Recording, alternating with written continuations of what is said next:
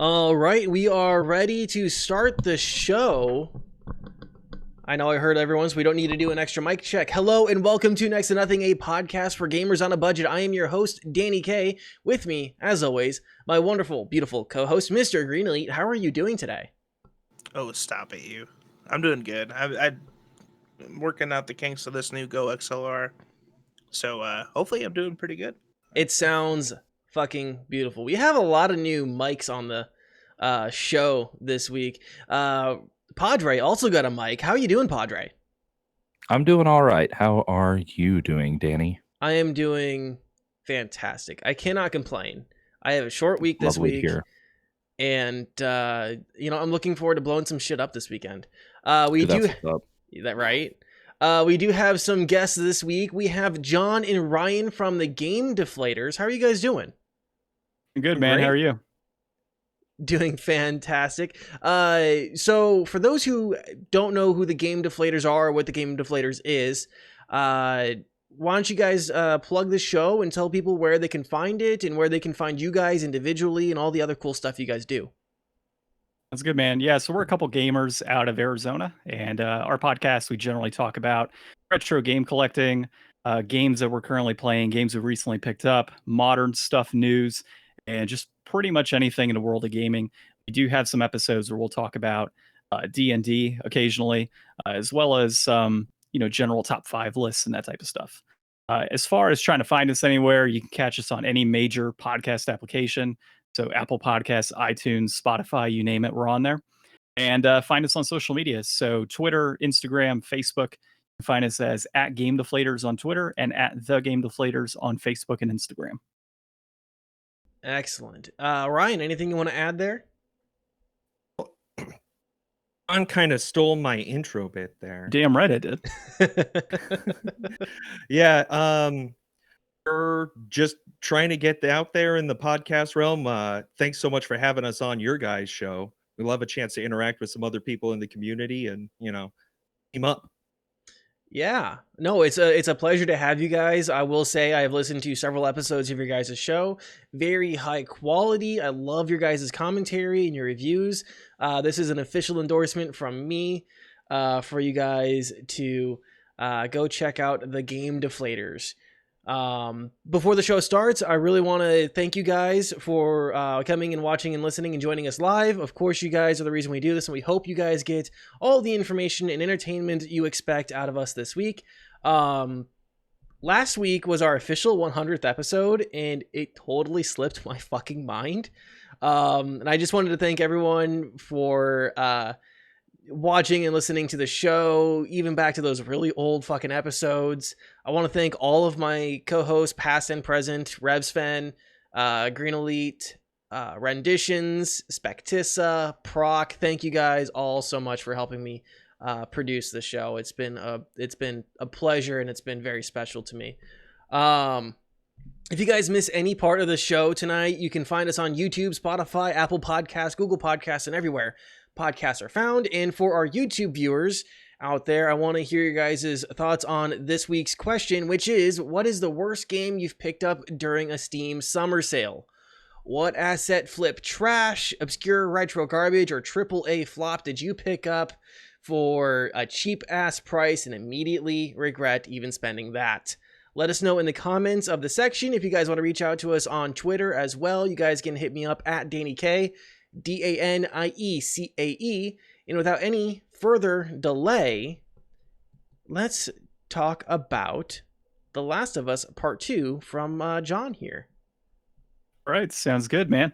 So I'm going to try to give as much of a spoiler-free review as I can on The Last of Us 2. I believe our buddy Green here has not actually played it. He's looking forward to it. He's heard a lot of things from Metacritic and Facebook and Instagram on a lot of hate, a lot of good stuff. So try and lay it down here as to what my thoughts were. So I want you to kind of picture this from a perspective of an Oscar film. Okay, and I'm not saying that from, that's my viewpoint on The Last of Us as an Oscar-nominated film, and the story is, so great that it deserves a nomination, right, for Game of the Year, whatever it may be. What I'm saying by that is, have you guys ever, I'm talking to you guys right now on the podcast, have have you ever gone to see like an Oscar nominated film and you just come out of it and you're like, what the hell was that on the story? It was complete trash, but for some reason it just always gets like great reviews. Like, you guys familiar with that? Yes. Yeah. Yes. Okay. So I kind of look at it from that perspective, and it's not necessarily that I saw it as a terrible story, because I actually love the story. I love the gameplay. I love the cinematics that were tied to the game. I look at it from, when you look at all the complaints out there on Metacritic, the review bombing that's occurred, the overall, well, the story was crap. I didn't like the characters. I didn't like how you had to play multiple characters throughout the game. When you start looking at that, and actually after you beat the game, you try to understand what you actually just played. And there's a lot of anger, there's a lot of love tied into it, depression, frustration when you get to that ending of this game. And the best way to put it is, when you walk out of an Oscar nominated film, you look at it and you say the acting was phenomenal. The overall cinematography was great, but maybe I didn't understand the story fully. Does that truly indicate that the game was terrible? Or is that an indication of, I just don't understand what I just played? So that's really the way I've been approaching this. And I can tell you that the multiple perspectives that you see throughout this game, whether it's through Ellie or other characters that you get to play as throughout the title or throughout the game, it's just phenomenal. I mean, overall, you're getting to see different opinions, different perspectives, different types of gameplay.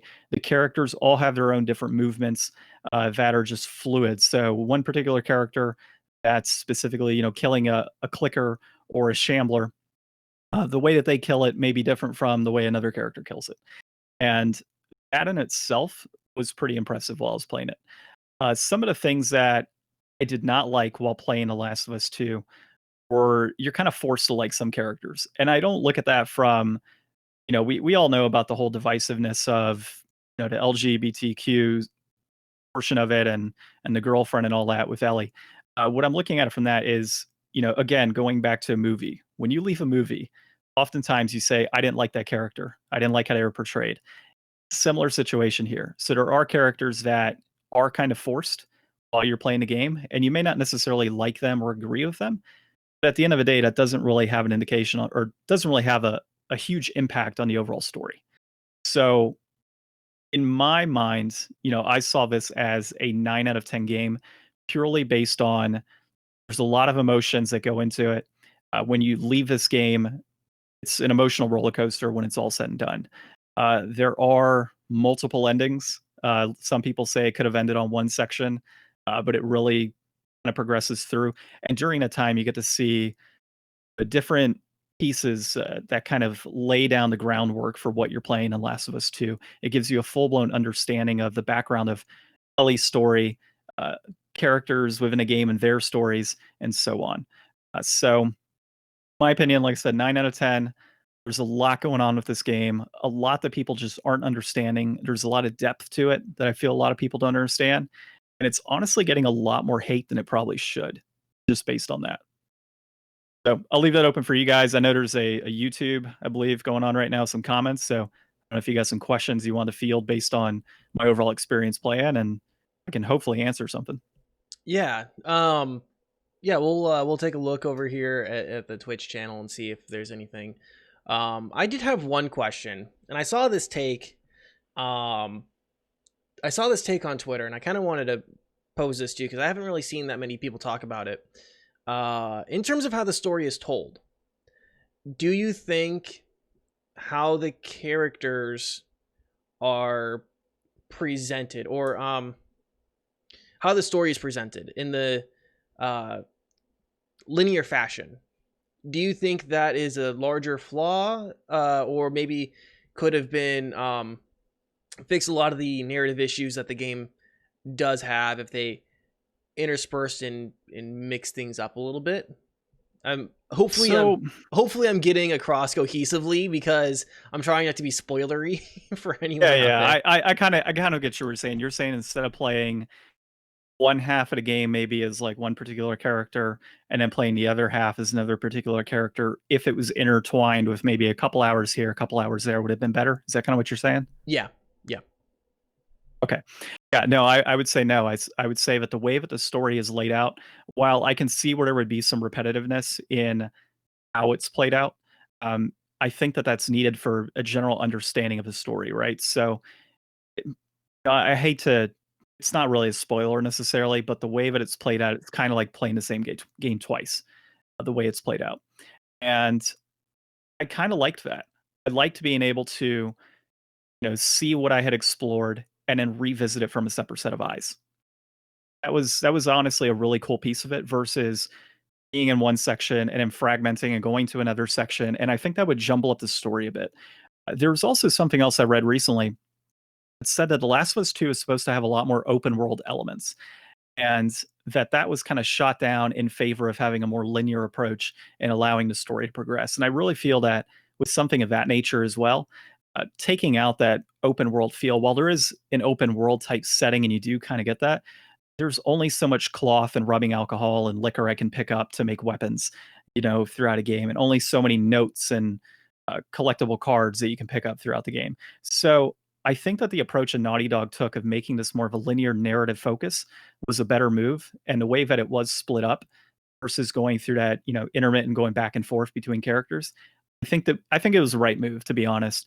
And after you play it once or twice, whatever it may be, you'll probably get a better understanding and feeling for that as you go through. Gotcha.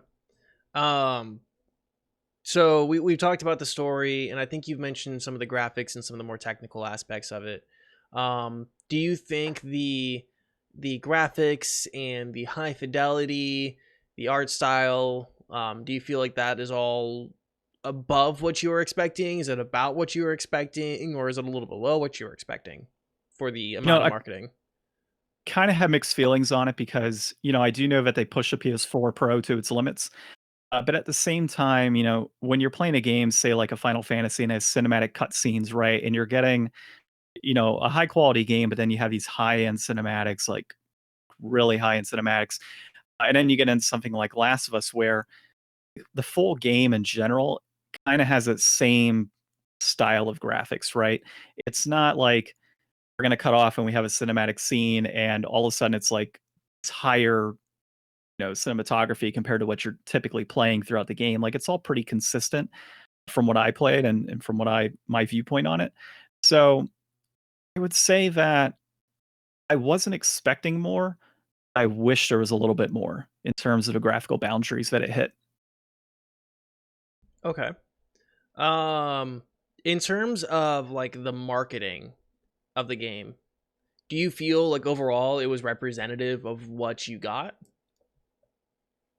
Oh, I see where you're going with this.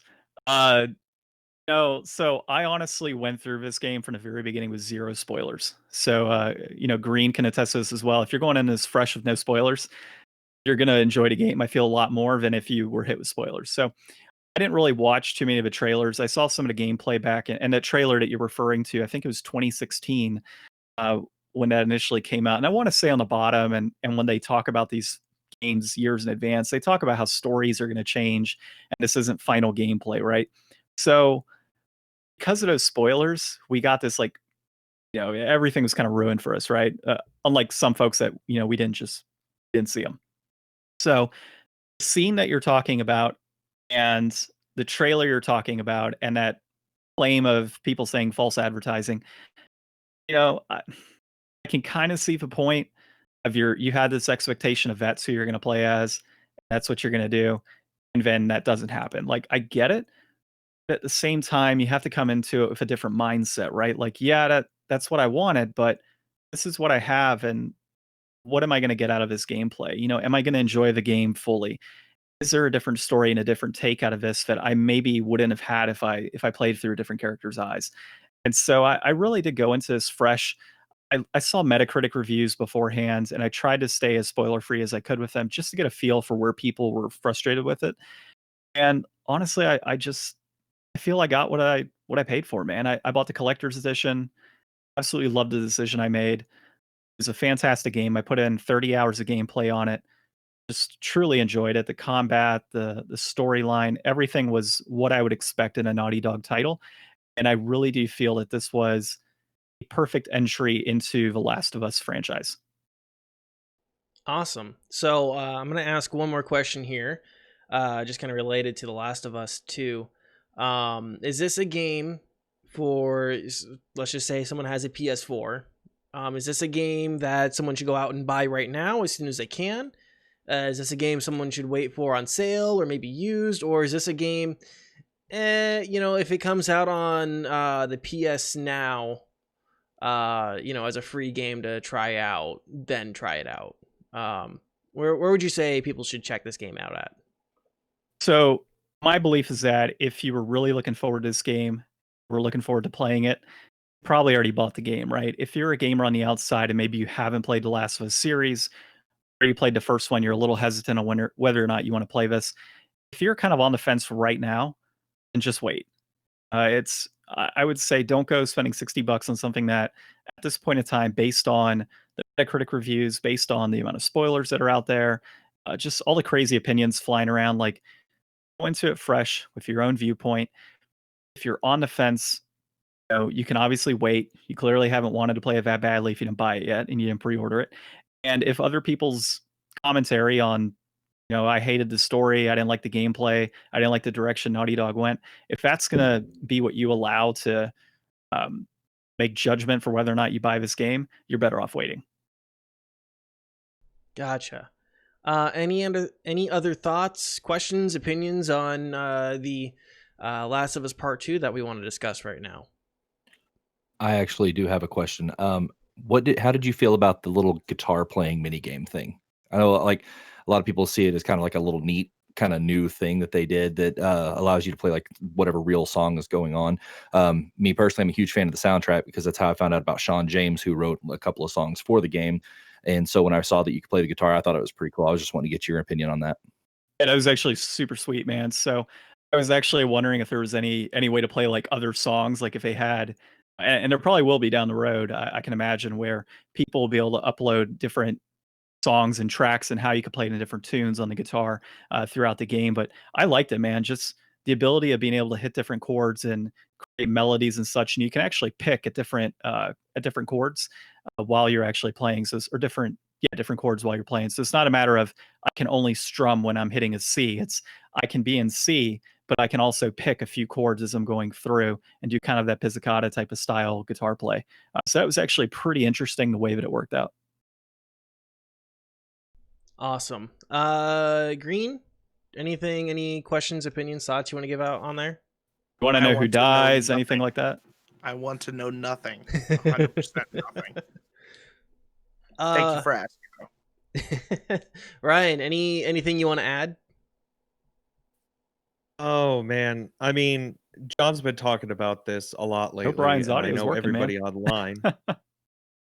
What? Anyways, John's been talking about it a lot lately, and I really Ryan cut out, guys. So I can hear him still. yeah, you can. Yep, I can hear him. okay. I can't hear him on my end, man. I'll just keep going then. John doesn't have to hear me. I hear enough of John. He hears enough of me already. He's been talking about this game a lot. Everybody's been talking about this game a lot. I bought the first one and I wasn't like super into it, and I wasn't really excited about the second one. So I totally spoiled myself on the whole thing, and I watched like full. If you guys have ever heard of Noah Caldwell Gervais on YouTube, he makes these like giant like 2-hour video essays on games franchise like stories and stuff. So I got to appreciate the story through like an analytic movie type perspective, and I thought that the story sounded fantastic. So if you were really into the first one, or if you really think that you might like it, there's probably a strong chance that you will. So I would definitely recommend people go and play it. If it's just not for you, check out somebody's video online, and you could still enjoy the story because it is interesting and good, and it's a beautiful looking game, and it might give you enough. Excellent. I think that's all we can really delve into without getting into spoiler territory. So I think it's probably best that we move on to our next topic, which is a gaming monitor review from MrGreenElite. I've bought way too many new things like recently. So yeah, I picked up the Samsung CGH 70. It's a 1440p monitor. 144 hertz refresh rate and a 1 millisecond response. Uh, the story behind it is my basement actually flooded right where my stream setup is and all my computers are. And the other thing that was really damaged was my power supply for my original gaming monitor. And at the point, I didn't know if my monitor was fried or not, so I preemptively ordered a new monitor just to, play it safe. This new monitor is fantastic. I love it. The detail. I mean, I've never played in 1440p before, so like I feel like I can see everything, and it's like 3 inches bigger, and I'm not used to the size. But it's a good monitor. Should we say phrasing on that? That's what she said. It's nice and big. Never seen something so big before. But no, I really enjoy the monitor. I don't know if it is something that should be a first choice for someone, because they are relatively expensive. I think they MSRP for like 350 ish, roughly. Oh. So like, I mean, you could pick up a good 1080p 1440 hertz monitor for like $150 right now. So I mean, and the biggest thing with this one too is that it is a 1440, and you really need a GPU that can handle a 1440 capability. So like if you're running like a 2080 or 2080 Ti, even a 2070, I mean, you can handle it. But if you're using like a 570 or 580, I wouldn't recommend getting it, because you're gonna be playing at sub 60 frames. So it really just comes down to what your setup is for your gaming PC, and then how much you want to spend on peripherals. I always recommend getting a 144 hertz monitor, especially if you have a GPU that can handle more than 60 frames. But it was more of an unnecessary buy. Like, it was more of a want than a need. Treat yourself. Yeah, I definitely treated myself. So even I have a 2080 Super right now, and I'm not saying it struggles, but it is not at the FPS that I was thinking it would be at. So, but I mean, that comes with the territory of 1440. So Yeah. And you didn't pick it up on sale, did you? You picked it up at the full. I did not. I actually technically am going to be paying more Mm-hmm. for this monitor than if I would have saved my money and bought it from the store, Mm-hmm. because I got it payroll deducted through my work. Mm. I mean, if it's on sale and you want something that's 1440, I would recommend this monitor. It's very crisp. It's aesthetically pleasing. It's curved. But I mean, if you have a choice of saving a few like $150 and you don't mind playing at 1080p, I would just go with the 1080. Excellent. I got a But if you question want to about splurge, curve monitor. Yeah. So, did you already have like a curve monitor before? yes. Okay, so like if you have a curve monitor, you definitely want to stick with that. Like it's that big of a jump. I've never used one before. The curved monitor, it's supposed to feel more surrounding. It to me, it doesn't make much of a difference, because my stream PC and what I'm actually using right now to see you all is a flat monitor. So like, I don't notice a huge difference between the two.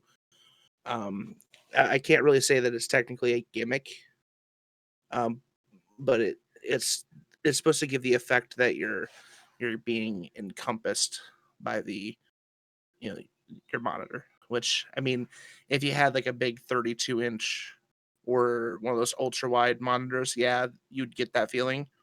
But with the 27-inch monitor, it's not. You're not going to notice much of a difference. Okay. So is the price hike for like a curve monitor like worth it? No, no, not unless you're buying one of those big ultra wide monitors. If it's a 24 or 27 inch, and you have the option of spending $50 extra for a curved versus the same model being flat. Just save your money and get the flat. That's my opinion, of course. This is all personal preference. It all comes down to opinion. I honestly don't feel much of a difference, especially with the size. So Okay, cool. that's a no for me. John, any questions, opinions you want to share? Thoughts? Honestly, I'm not really big into monitors, so I mean I run like a 32-inch Samsung for my screen at the house, along with an older Acer. So it's not something I've looked into investing at any point recently. Although I would like to get something that's longer in terms of overall width on the desk, so I can run one monitor as opposed to two. Oh yeah, I do like an ultra wide, which Yeah. I've thought about ultra wides, because I'm running 2 monitors myself, and I don't know where I stand on ultra wides. They're expensive too. Yeah. Yeah, they are. Yeah. And essentially it's 2 or 3 panels put into one. So you're technically buying, 2 or 3 monitors depending on what size you get. It's more of the cabling and all that. So Yeah. I mean, when you got the cable management issue of having to run multiple HDMIs or VGA or whatever it may be, kind of would prefer to just have one cable. Yeah, they're definitely getting a lot better. Like when they first came out with the ultra wide, so you could definitely tell that it was two different monitors just in one essential casing, because there would be just an ever so slight crease that you could see. It was like an off colorization. But they've gotten a lot better with those. But I mean, it's still noticeable. Like there's like a little gap. But I mean, they're expensive. Have you seen like those little screen refractors that you can put between 2 equally sized monitors to make it look like an ultra wide? Oh, Yeah, I wouldn't use one, but yeah, I've seen them. They like, if you see them like in a video, they actually trick your eyes just long enough for you to think it's an ultra wide. But yeah, it's like those. If you have a monitor that has like an ultra thin, if you have 2 of the same monitor that has like ultra thin bezels on the side, you put it like in between them, and it kind of gives off this effect of like an ultra wide.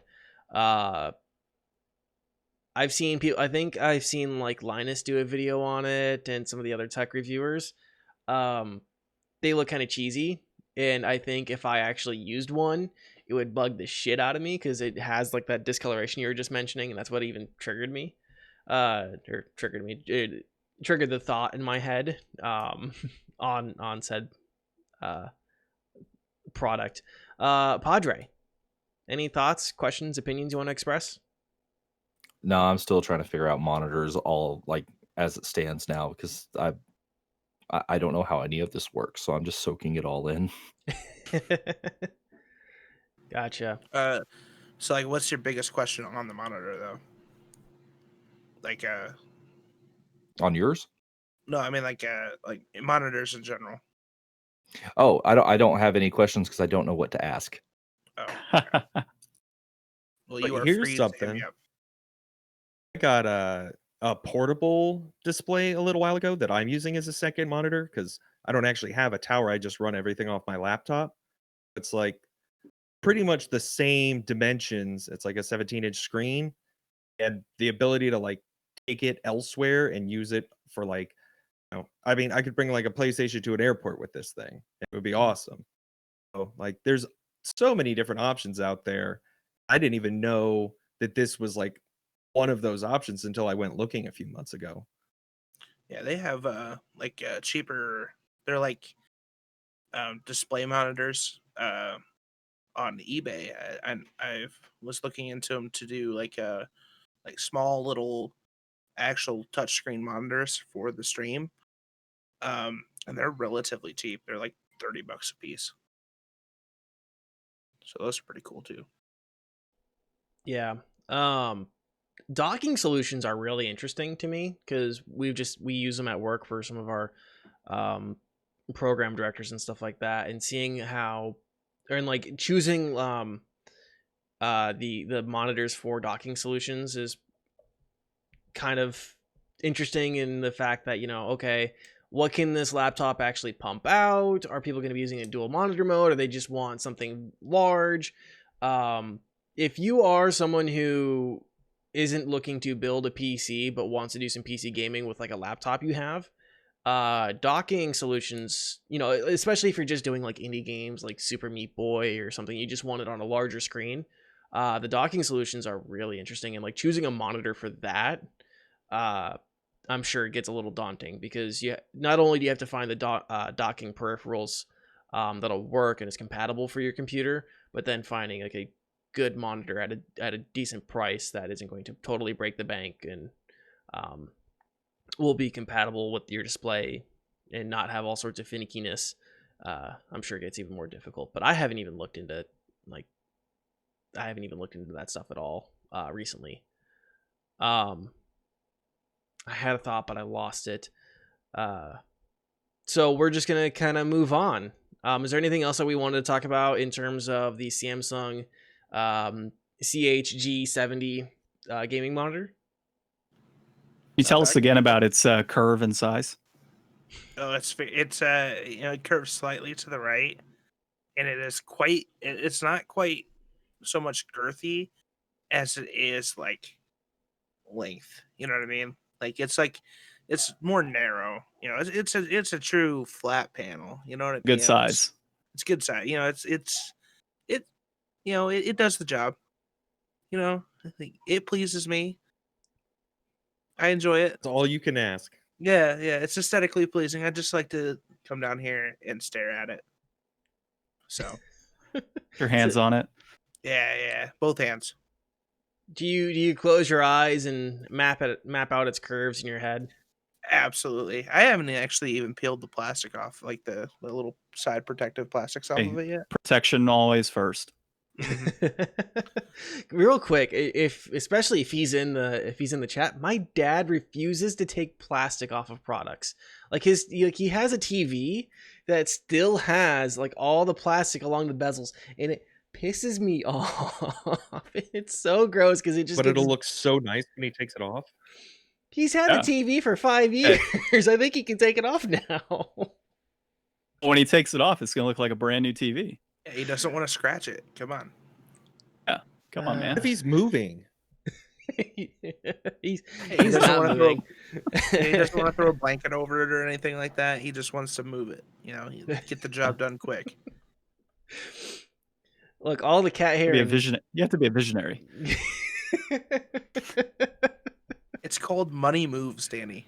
Money moves. Money moves. Cool. Well, I'll just wait for him to pop into the chat here and be like, "I like the plastic on all my electronics." Don't you say anything about it, Danny. There's a lot of gamers out there that like the plastic on their retro games. Well, yeah. Come on now, open it up and play it. Yeah, but then like the air is, the air inside the box is like 80s air, You breathe it in right at that point, man. Exactly. You breathe in that 80s air and it's immediate nostalgia and cocaine induced like craziness and time traveling. Okay. I am seeing right now, for those who are watching the stream, I am seeing that the stream is dipping here. We are recording, so if you guys miss any part of the show, make sure you guys check it out on YouTube. We're gonna move on to our next topic real quick. WarZone has a new update. Absolutely. I'm gonna let Green take this over quick. Oh yeah. So WarZone, the patch came today. They added a few new things. Specifically to WarZone, there's now a 200-man. It's like a 50 team quad mode. So like it used to be 150, and that was it. This is only specific to quads. Like you can't do trios or duos or solos with 200 people. But if you have 3 other players, or you're willing to roll in there on solo and match fill. I've watched a few streams today. People playing it. It is very hectic. It's a lot more people to contend with. They also brought some nerfs and a few buffs actually to the game as well. The most notable nerf, and this is going to break a few people's hearts, is the Grau auto rifle. Has seen the nerf hammer. The range drop off has been decreased. They also increased the recoil on continuous firing. So that's no longer really. I think you're not going to see it as the meta as much anymore in terms of auto rifles, which a lot of people run. They also introduced a new sniper rifle, which I can't remember what it's called. It's a 50 cal. That's all, everyone's referring to it as 50 cal. I haven't gotten to play it yet. I know they nerfed the MP5, made it more of an SMG. Then apparently when they put it in, they're like, "Oh, this thing needs the range of a sniper rifle." So they brought back the damage range, quite a marginal amount. The heavier auto rifles like the Scar 17 and the Odin have gotten an increase in the magazine size. The biggest thing with the sniper, I know you have to unlock it. You have to do some tasks in the game or multiplayer.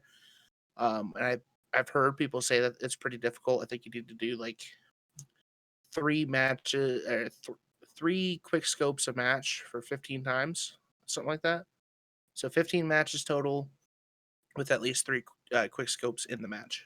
So as I said, I haven't gotten a chance to play it yet to try it out, but so you're definitely going to see some changes to what people are running in Warzone specifically. I feel like the regular multiplayer is not going to change much because it's close quarters for most of the game. Warzone itself is going to see some definite shaking up. Awesome. So overall, you think it's a positive update for the game? And I don't think anyone's like, I'm not going to see Grau as much, which is I think is pretty cool. I mean, a lot of people, well, I'm sure people are going to start using like M13 or the Kilo, because those are now on par with the Grau. So I'll still be salty. I'm still going to get salty every time someone kills me, like I always am. But now it's going to be like a surprise. Like, hey, I didn't get killed with a Grau today. I got killed with a fucking M13. You know, I think you just got to shake it up. Gotcha. Anything else on the COD Warzone update, John? No. Ryan? I'm guilty. I haven't played a Call of Duty since Modern Warfare initially came in on PS3. Fair enough. Fair enough. Yeah. Warzone is free to play. Yeah, you know, for me, it's one of those things of, I mean, you could see behind me the clear backlog that I have going on right now. So get invested in an online multiplayer like that. Just having played a lot of Call of Duty in the past, Resistance, Fall of Man when that was out, and people were playing that online, Halo, all that stuff. It takes just so much time to get invested, get good, and consistently play that, right? And I would never get to play anything else on my shelf. I would get so invested in one game, I would never have an opportunity to enjoy anything else. So while I love playing those games and I'm not bad at them, it's just something that I really just don't want to put myself through it because I know I'll get stuck into it. I feel that on a spiritual level. Padre, anything else? Oh no, I think 200 people is pretty chaotic for squads, but I think honestly that could probably bring a little bit more fun back into it for me if I can find a squad to play with, because I haven't played it in months. I don't even think I have it installed anymore. But I mean, being able to have that kind of like chaos, because I love thriving in chaos. I hate being like the sneaky guy that just like hangs out in the edge of the circle all game and then end up finishing second place with like 1 kill. So I think having that just like sheer chaos could be a lot more fun for me. Excellent. So I think it's time we can take a break and then we can get back into it. Are you guys okay to take a 2-minute break? Absolutely. All right, guys, we'll be back in 2 minutes. Stay right there. Hello, I'm Matthias Carnero, host of the Controller Disconnected podcast. It's a little show I make by myself where I talk about whatever games I've been playing recently, and other subjects related to games as well. Sometimes I even do movie reviews just to shake things up. If you enjoy listening to my weird accent, episodes are released every week wherever podcasts are sold. Well, actually podcasts are free, but you know what I mean.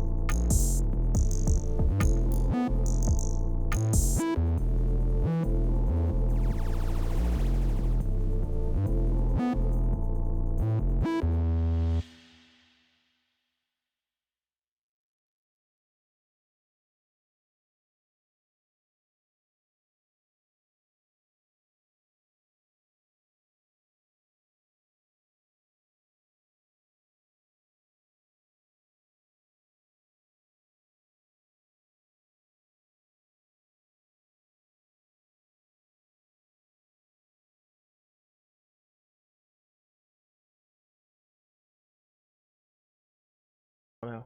All right, so I think we're back. We Yeah. had hopefully everything is okay. At least it's okay on my side. That's all that matters, right?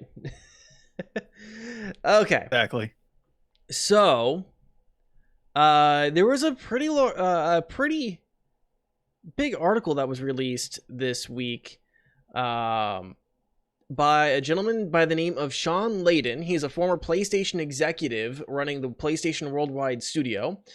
And it generated a lot of talk, and I thought this was a really interesting conversation because it really does speak to the niche of this show for sure. So I'm gonna kind of go through a few points that he made, read a couple quotes, and kind of get your guys's takes on them. His entire article that he put out was on the sustainability of the current AAA model. So I'll kind of go through, I'll read some quotes here for you guys, and we'll get your guys' individual takes. One in the article I read, I'm just going to preface this real quick. In the article I read, they said that most AAA games budgets cost somewhere between 80 million to 150 million, excluding marketing, which I think a general rule of thumb is that marketing should be half of the general budget or the same as the general budget. So, you know, if it's 80 million, the marketing could be anywhere from 40 million to another 80 million on top of that. I think is the general rule of thumb for this kind of stuff. So, the first quote I want to read here is this quote: "I don't think that in the next generation you can take those numbers and multiply them by 2 and think you can grow. I think the industry as a whole needs to sit back and go, all right, what are we building? What's the audience expectation? What is the best way to get our story across and say what we need to say?" End quote. We'll go with Ryan first on this. Ryan, what are your kind of thoughts on that quote? So I'm pretty tainted by some of the sources that I get a lot of feedback and inspiration from. And I think that the the AAA gaming industry is wildly out of control, and there's no way that they can keep, pushing the boundaries every year and expecting to have like crazy money just pouring out of people for these games. And I know that the costs are expensive, but there's no way it's a sustainable system. Yeah. John, just your initial thoughts on this take. So I would agree with Ryan on that. I mean, you've got games that are pushing 30, 40 hours, that may not necessarily need to be 30, 40 hours. I'm just as happy getting a 15-hour game like an Uncharted 4, where I'm not pushing, open world 30, 40 hours of gameplay, but I'm still getting that nice linear story. I'm still getting those graphical achievements that are tied to it, and I'm still enjoying it, right? It's a good AAA title. I kind of refer back to The Last of Us. And with that game being 30 hours, I really feel that that's something that if they cut out a lot of the sidebar type things, such as exploring certain areas and some of the character development and whatnot that's tied to it, you probably could have had a lot less time tied in that game, a lower budget, and then obviously increase your revenue. One of the other things that I would say is helping these companies, though, these AAA titles, are the collector's editions and the digital downloads and such. So while it is out of control and they are going to have crazy budgets moving forward, when you've got thousands of people picking up $150 collector's edition and $300 collector's editions that are limited, you really do kind of help that sustainability in maintaining that same type of expense for these titles. Same thing with the digital download, DLC, all of that really does go towards that bottom line. And I think that while it is expensive and is out of hand, it's going to be a little bit before we get to a point where it's like, all right, we got to stop this. Gotcha. Padre. Well, as somebody who doesn't typically play AAA titles very much anyways, looking at it from the outside perspective, it seems like, yeah, I mean, you can't just keep doubling down on money, because you can't, if you're going to have to double down your costs, you would end up having to double down on your pricing too. And people, it's going to get to the point where people just can't afford it anymore, especially like given the current global climate. A lot of people can't afford to do a lot of stuff right now. So like you're going to see a lot of these big releases not be able to get off the ground as well as they wanted to as is, and we don't know how long it's going to be before that kind of sets back in normalcy anyway. So having to double down on that stuff with, I mean, let's face it, the holidays are kind of rapidly approaching at this point. We're halfway done with the year at this point, and people are going to start buying for holidays, and people aren't going to be able to afford to if they're going to have to start charging more and more based on the fact that their budgets are getting higher and higher. And but it's still one of those things that like John said, we're still a way off before it's like, all right, we've got to completely stop this. But I think that given the current state of things outside of just the game industry, with the economic crisis going on because of COVID and everything, it could accelerate that. I think we're going to have to wait and see what happens with the launches of the next gen consoles and everything come later this year, and see where we lie on it at that point. But I think it could be coming quicker than originally thought. I kind of want to tap in on that too. Ryan and I, God, it was probably like 80 episodes ago that we discussed this. There was a YouTube video that came out that was talking about that the rate of games and what they cost right now should realistically be in the $80 range per game, not 60, just based on how things have trended. I actually, there's been some other stuff about that video that I showed you forever ago, John, that really kind of tainted. That was actually the extra credits or extra gaming. They did a video a while ago talking about that. And then another video later, if you guys ever heard of Jim Sterling, he talks a lot about this stuff all the time. And with the amount of money that the gaming industry is making, like especially now during COVID, like games are sold out all over the place, like new hot titles, and everybody can't wait to get their hands on games. Like even the retro game market has seen like some price rise from all this. Like those companies already make so much money and like don't pay any taxes. Like we all subsidized EA and Blizzard and gave them money back last year while they didn't pay any taxes. Like they're laying off people and putting all these, we outsold ourselves last year, but not enough to like make it worth it, so we're going to lay off 800 people. There's a ton of money that these companies make that they could put into these games, and they choose to take that off the top. So, you know, if games are going to be more expensive, I hope that they're the people paying it and it doesn't just turn into more crunch time and, treating these employees like as bad or worse. I know there's been a lot of news recently about people starting to come out against abuse in the industry more. So if games are going to be more expensive and they want to make shorter games, like, I just hope that they make shorter games actually to upgrade quality and not just to, keep a hold of their bonus money. Yeah, and Yeah. one other thing that that we aren't really considering too much is does that number that you have, the 80 million to 150 million, is that taking into account physical media? And is it going to be something where digital media moving forward is going to really help with that bottom line and dropping the overall cost? Because I mean, we're not talking only physical discs going out and a manufacturing process tied to it. So if that's gone, are we going to see a better situation in terms of game pricing where they continue this trend of 80 to 150 million dollars in games and still make profit? Yeah. Green, I think you were the last person I needed to get on this take before I go into my own take. I agree with everything that's been said so far. I mean, you kind of got to wonder if this is kind of the their own doing when it comes to like AAA developers, especially like the big ones like Activision and EA. Because they've been putting a lot of money, and you see it prominently now with like, let's say Last of Us 2 or take Cyberpunk 2077. They have Keanu Reeves doing motion capture. Uh, yes, we did. Here we go. That's John's problem. He always comes back. My computer tell me I need to go off. Yeah. Do you have your cam back? Otherwise, you're gonna have people in the wrong places.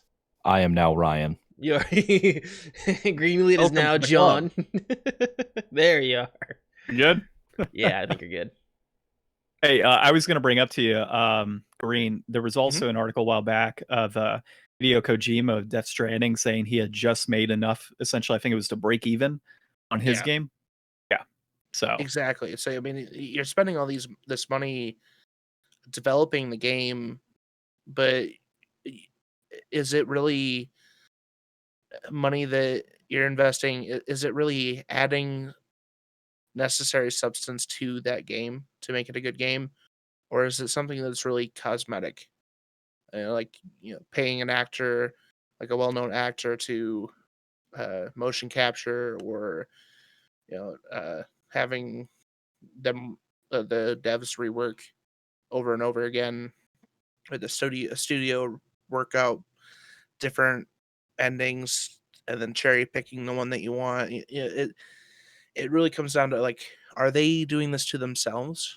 And I also agree with digital. I think that uh, the the companies as a whole should move to digital for the most part, because like it costs a lot of money to make discs, like, and the shipping and everything like that. They can definitely decrease the amount of money that they're spending on developing these games, just for cutting back like at least 50% of the physical copies.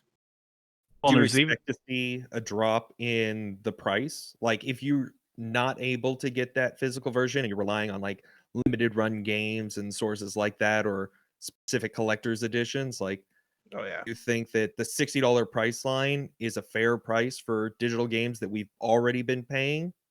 Or if they went away from that, would they have to drop it? I think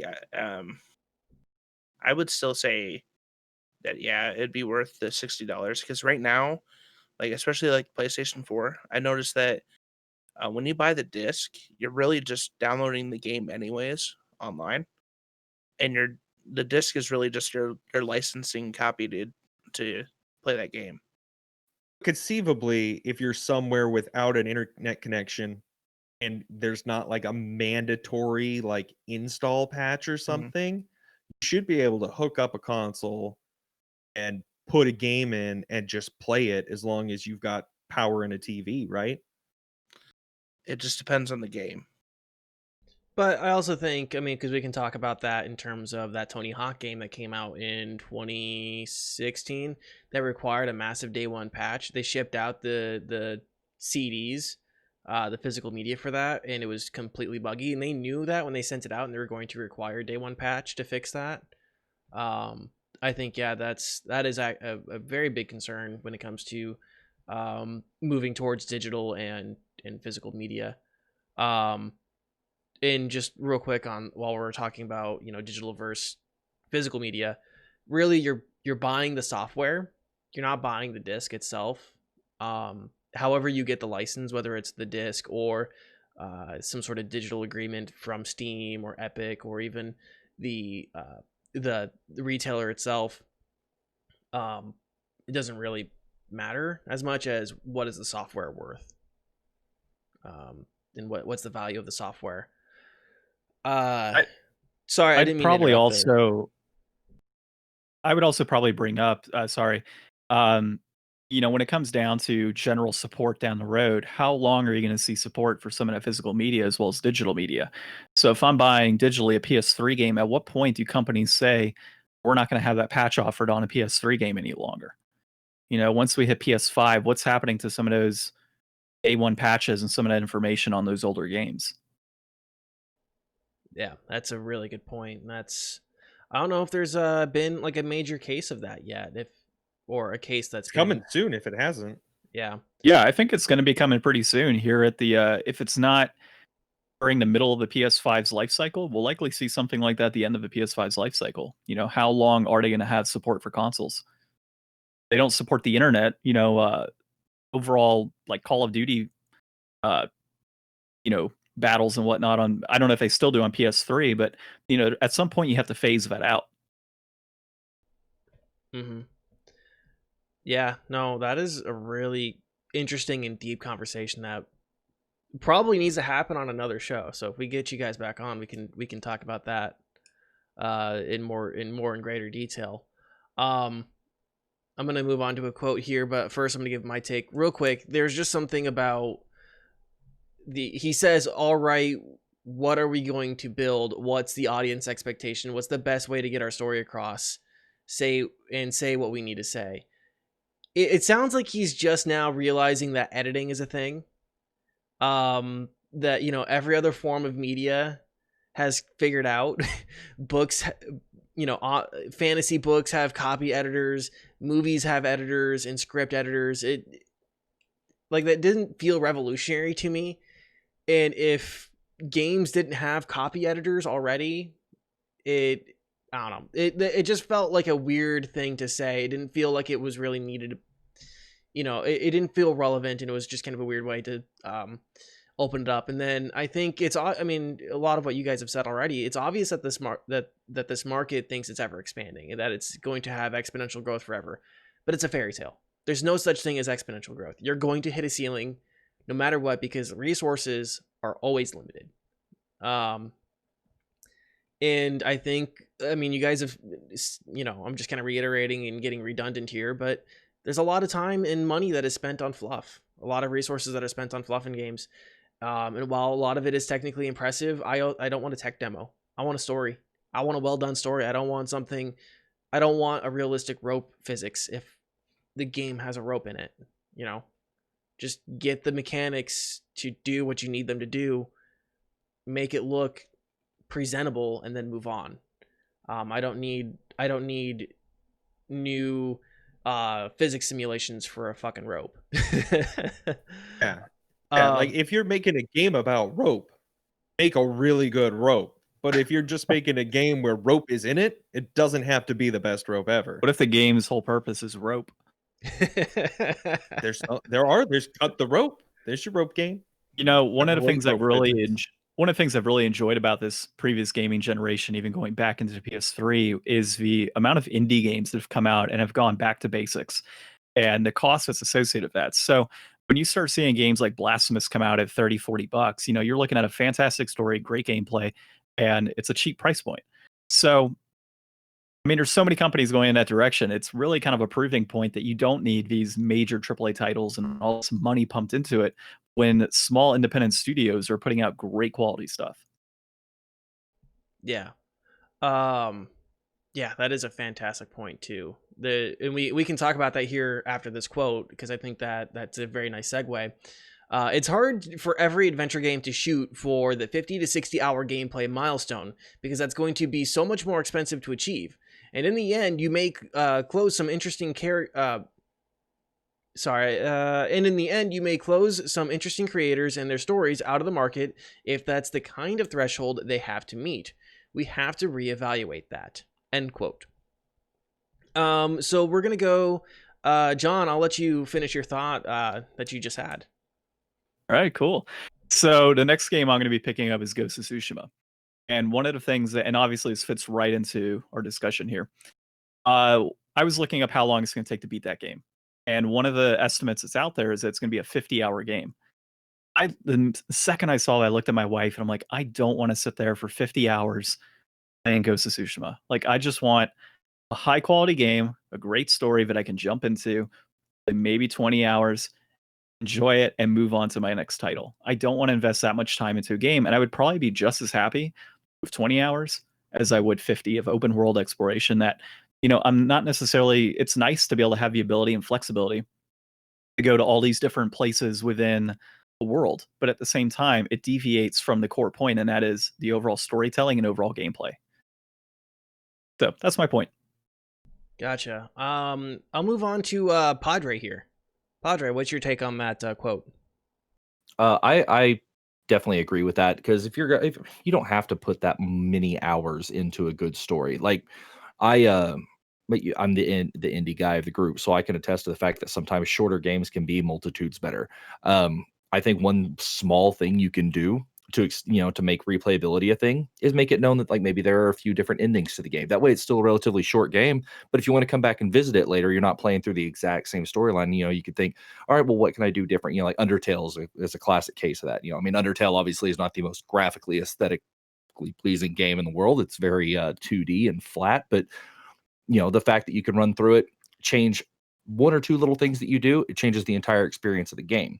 You don't have to sit there and focus so much on graphics intensity when you can just put enough good content into a story to be able to play through it and enjoy yourself, and then later on say, you know what, I want to give it another shot and try again. Or if you're like some other people who are completionists, you can sit there and redo it and not get burnt out on the same story over and over, while still being able to change some things in the outcome. I'm a huge fan of multiple ending games, because I believe that adds a lot of replayability. But I'm all for shorter gameplay, as long as it's not like so short that it's not worth it. Like Resident Evil 3. Yes. Yeah. Well, you don't want to pay, that same $60 price point for a game you're only going to get single digit hours worth of gameplay in, just because it's, ultra beautiful. It's like, well, if I wanted to watch something that ultra beautiful, I would pay way less to go watch a Pixar movie or something, but I think 15 to 20 hours is a good area for campaigns to be able to get a good run through, and you can honestly expand that into so much more without really adding that much to the cost, just by switching up an ending or a few little plot points throughout. That's my take on it, is like, if you want to just increase replayability, add a couple of extra endings. Cool. We'll go to Ryan next. What's your take on that quote? I'm notorious for abandoning games anyways and just not finishing them. So less 50, 60-hour games is going to fit me just fine. But I do think it's interesting that he says it's hard for every adventure game to shoot for the 50 to 60-hour gameplay, because like 50 to 60 hours of adventure, you're like, if you wanted to whittle that down to 40 hours instead of 50 to 60, are you saving 10 hours of shooting more dudes, climbing more walls? Like, you're probably doing a lot more of the same thing that you've already spent that first 40 hours doing. And that works really good for, like, RPGs where you just want to grind it out to see bigger numbers, like, and that's your shtick. But like the most part, like even in RPGs, like you don't have to get to max level. Like that's just extra. What's extra in all of these adventure games is just really grind stuff and probably extra fluff to pad out your good story beats, so that can affect, the how well you feel you're progressing through the game. Like you could feel like, oh man, I had a really good night. I got like halfway through this awesome game. I can't wait to finish it. And sometimes it's like, well, there's another 4 hours of doing that. I guess I got 2 more weeks of that until I'm done with this game. Like longer isn't always better. And specifically for like adventure games and stuff, like we're all tired of climbing towers to unveil the next part of the map, go do some fetch quest for some dude. And I don't think anybody's Far really Cry. going to miss that. Far Cry. Yeah. Far Cry, Assassin's Creed, I mean, Breath of the Wild had it. Green's got that All of face going on, stuff man. is that same kind of. You better watch it. I'm not knocking the formula. Like it's a successful formula for a reason, but I'm hoping that if the next gen is going to offer us a bunch of cool stuff, I'd rather see more different cool new stuff than longer of the same stuff over and over again, like we've had a lot of this generation. Mm-hmm. I actually have a really good point to that. I covered a game not very long ago on the channel called Someday You'll Return. It's like an indie horror game it's like Silent Hill, but in the Czech, forests somewhere. And one of the things that I actually said on the show was that it seemed like some of the puzzle-ish stuff you had to do was just like too much. It just seemed like they added too much just for the sake of having it in there. And not long after that, it was like about a 15-hour playthrough. Which isn't very long for an actual like aesthetically pleasing indie title. And they actually removed a bunch of the puzzling and stuff like that out of it. Like the excess, like you really didn't need that kind of stuff. They pulled a bunch of that and it shortened the gameplay, but actually gave it more favorable reviews because people were like, well, I didn't feel like I was wasting time doing a bunch of irrelevant stuff to the story. So pulling just excess crap like that out can really increase players like of the game. Actually, and I'm wondering. Go ahead, John. Sorry, I was gonna say like Last of Us 2 is a good example of that. There's a lot of moments where you're going through and like, did I really have to go explore through that house, try and find some spare bullets? Whereas you could have just blocked it off, not had me go through that home trying to find some random note, that ties to the story. Like I get it, like it kind of gives you a view into the past of the world before, and what really created Last of Us 2. But I probably spent 15, 20 minutes going through a house, trying to sneak around, not get hit by clickers to find a couple bullets when I could have just had an enemy drop and progress my story. And that's just added, that's added time for developers that have to build that out for something that's going to be so minuscule to the overall story. Mm-hmm. Yeah, and this doesn't have to be every game. Like it's not. Like there's always going to be big long games out there for people that want big long games. Like MMOs are always going to be a thing. Final Fantasy games are always going to be a thing. Like there's tons of things that you can sink your time into out there. It doesn't have to be the benchmark. Yeah. Green, your take, and then I'll get into my take. Yeah, I agree that not every game needs to be 50, 60 hours. I feel like there is still a market for that though. Like there's it's hard to explain. I feel like there should be the ability, like let's say an Assassin's Creed game where it's like a large amount of hours. There's people who genuinely enjoy that. But I also agree that not every company should be shooting for that as well. Like, let's see. I'm trying to think of an example. Well, you think I had one more point I wanted to make on this. One of the factors that we may not be considering here is that the 5 of us are well into our adult years at this point. So we have, additional responsibilities and things that we didn't have when we were teenagers, So for all of us right now to jump into a 50, 60-hour game, it's going to feel a lot different than, say, a 15-year-old who picks up a Final Fantasy game and can pump away 5-6 hours, a day after doing homework or hanging on the weekend and doesn't have to do stuff, for their home or their car.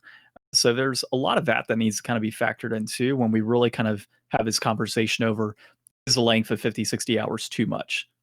Exactly. That's what I'm saying. There's still a market for it. It's just the quantity has gotten out of hand.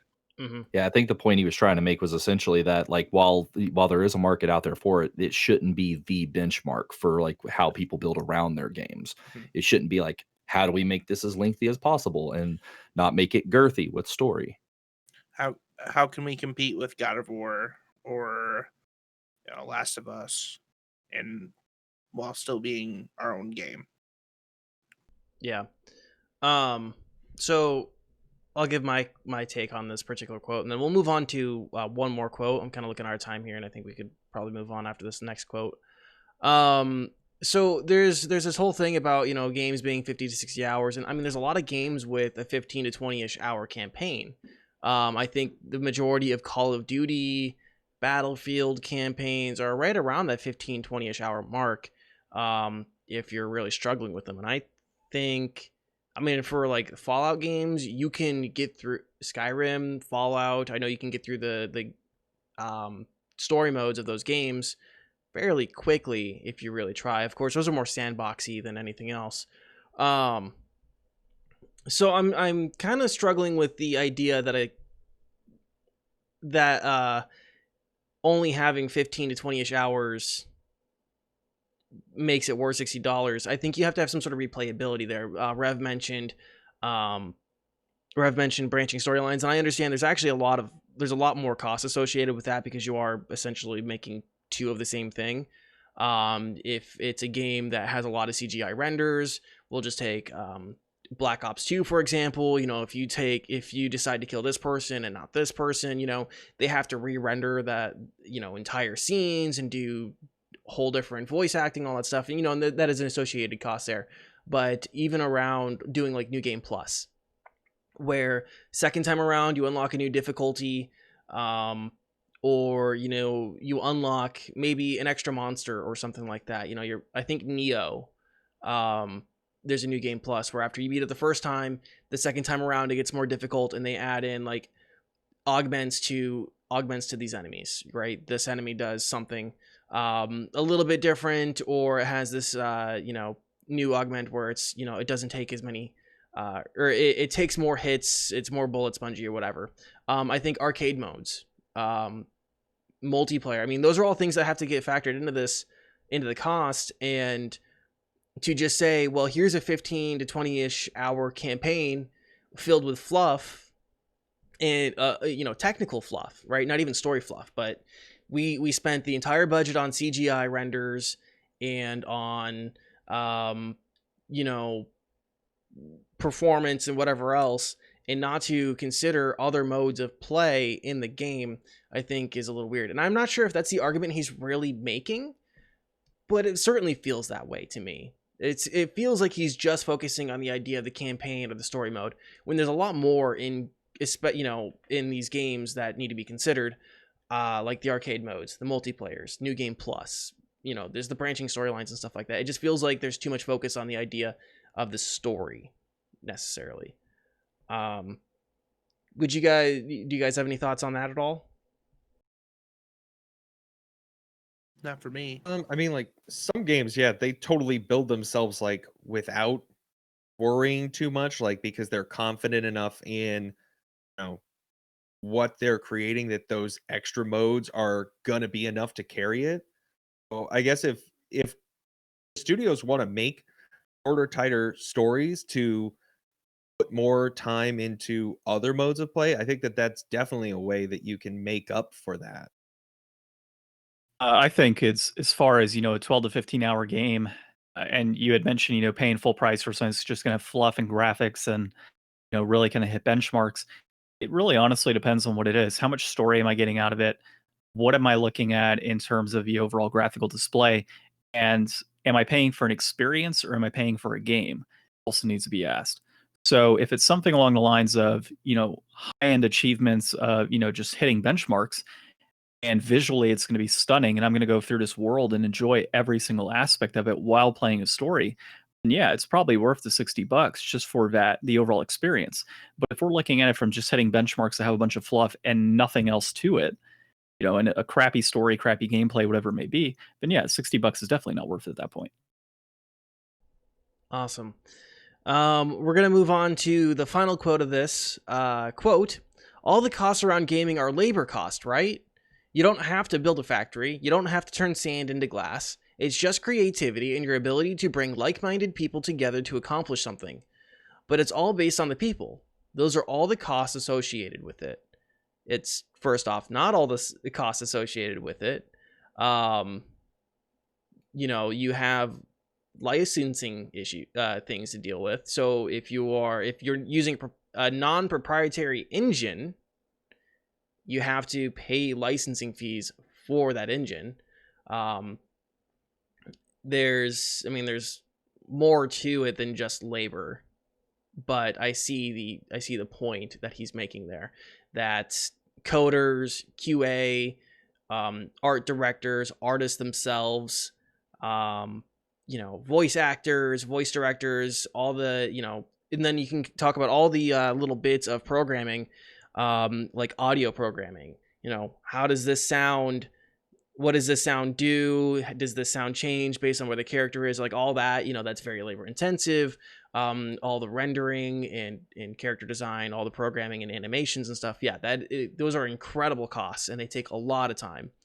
I'm just going to kind of get a couple of my takes out of the way here and then I'll move on to you guys.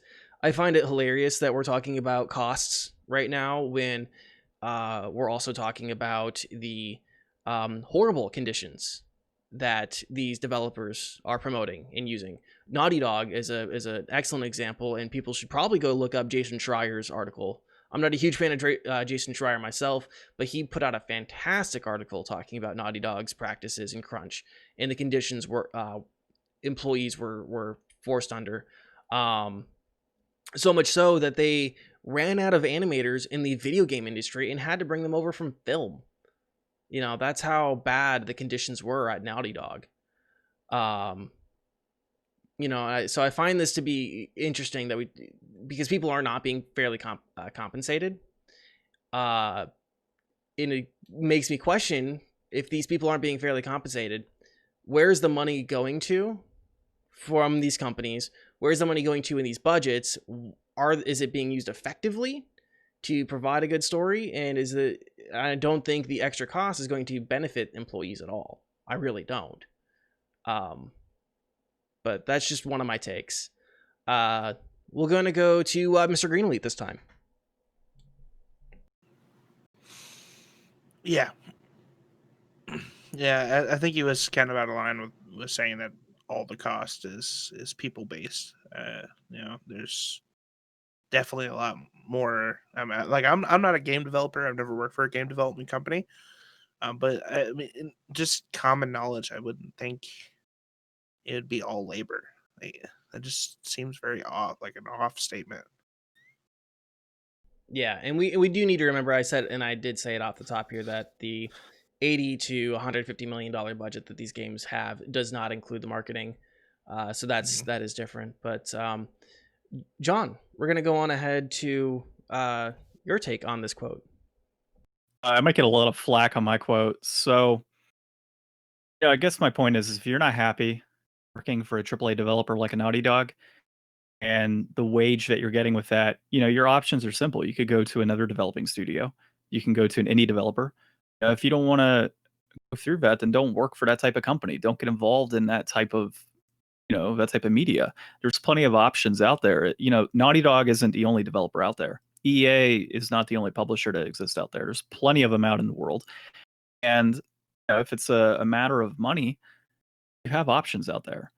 And I think that's one thing that needs to be taken into consideration. Obviously, you had mentioned the overall cost of labor and how, is that the only cost tied to it? When you look at the ending credits of one of these AAA games that comes out, just think about the fact that every single person's name on there had to have a living wage when they made this game. So the number of names on there, everybody had some sort of living wage tied to it. So you've got that component, and obviously logistical pieces of sending it off to get created via disc, shipping, taking it out to retailers, a retailer cut, the marketing cut. So there are a lot of costs, and while I understand there's crunch time, there's crunch time in every single industry. In fact, when I was telling you guys today, I was going to be a little late because I had to scarf down some food because I didn't have a moment to eat until 3 o'clock. That was crunch time. It was a situation where I had to crunch down and get something done. And that's the reality of, and it sucks, but that's the reality of corporate America. Is there's a lot of crunch time that goes into things. And if you don't like it, then, that's a reality. You just got to get out of it and move on to something else. I hate for that to be like my statement, but that's just kind of my belief in that area. All right. Ryan, what's your take on this quote? I think John's a disgusting person. So I don't know. Like, looking at this quote, like, this is such an exec thing to say. Like, he's just talking about the labor. Like, it's not people with jobs and, really devoting all their passion to doing this. Like,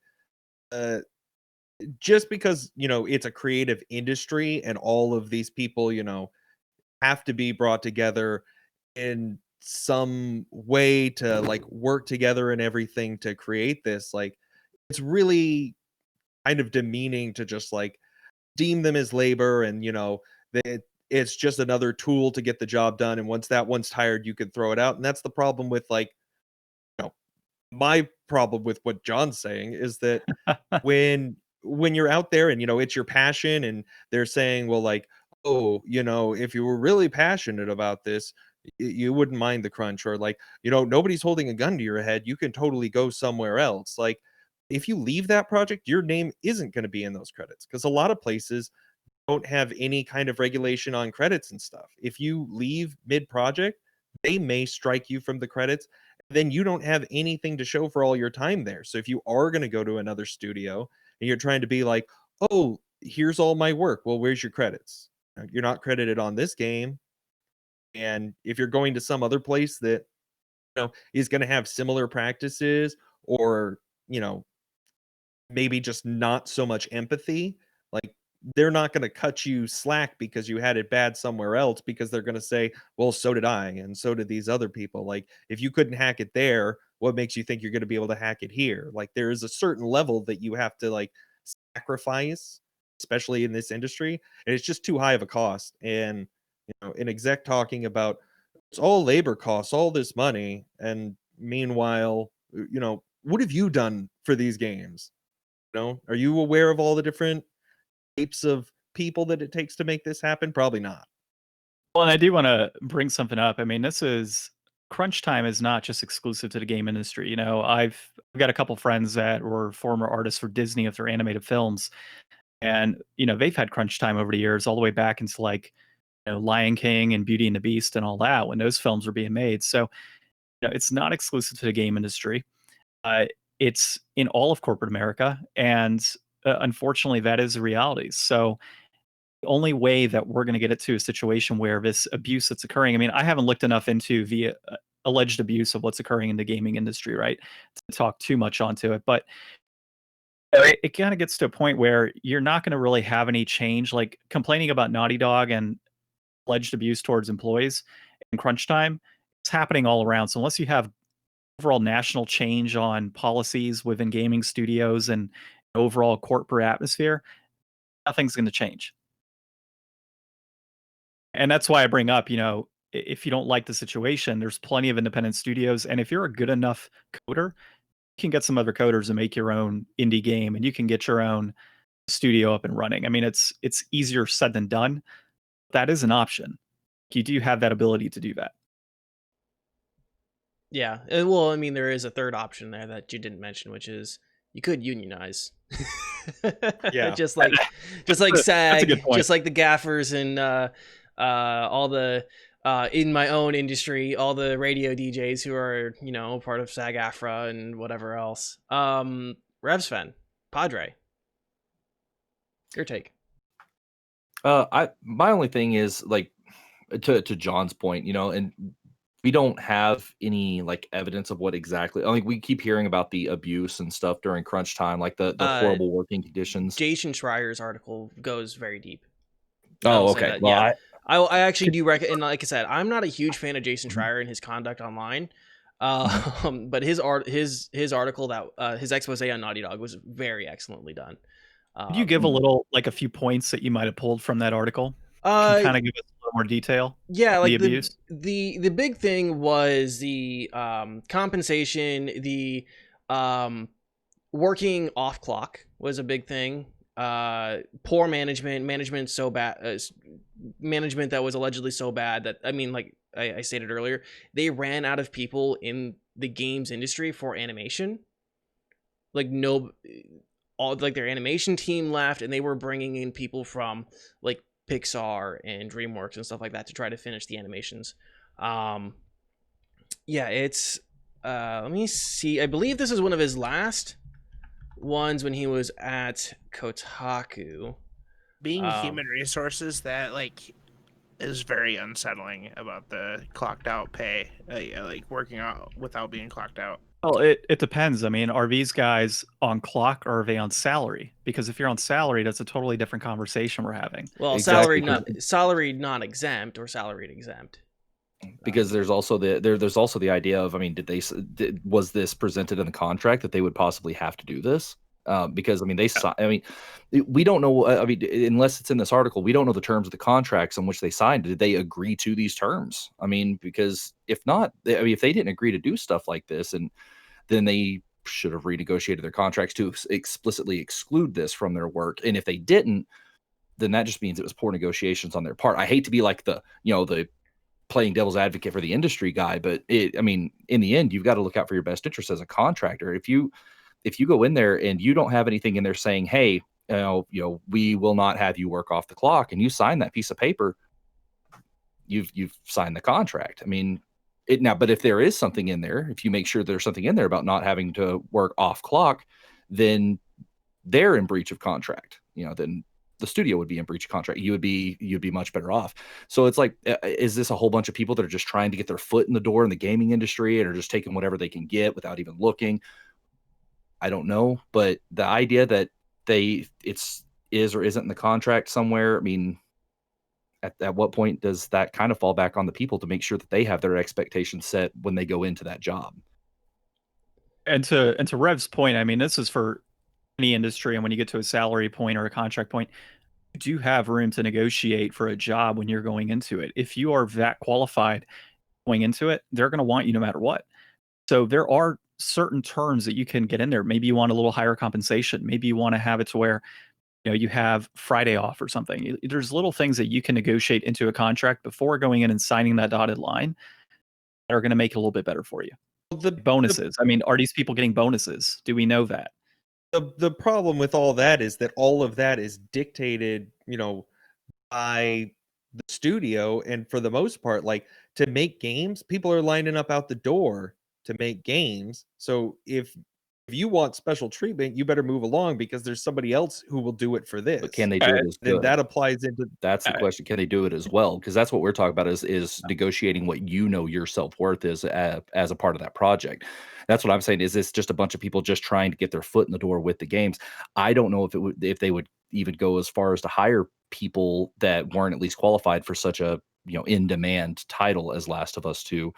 But if you're good at what you do and you have the proof there, you can negotiate that stuff. And like John said earlier, there are other studios you can go work for. If they don't want to come to terms with your negotiations on what you have to bring to the table, you could take it to another studio. Would you be able to make as much? Maybe not, but you also wouldn't be running yourself into the ground and getting cut later on anyways.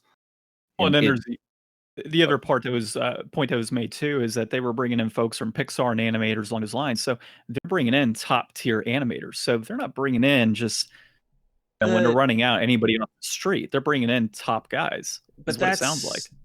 There's a difference between being a video game animator, because there's more programming to that, than being like a CGI animator.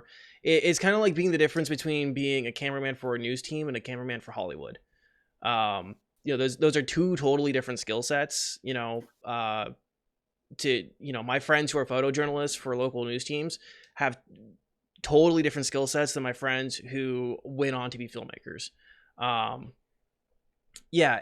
kind of reading through Jason Schreier's article here, a lot of the crunch time isn't even based on the issue of, this is just labor intensive. It's also bad management. It's, before this can be sent off to this team member who this team member is going to have to wait here all night until this is approved by this manager. Well, this manager already left at 5 p.m.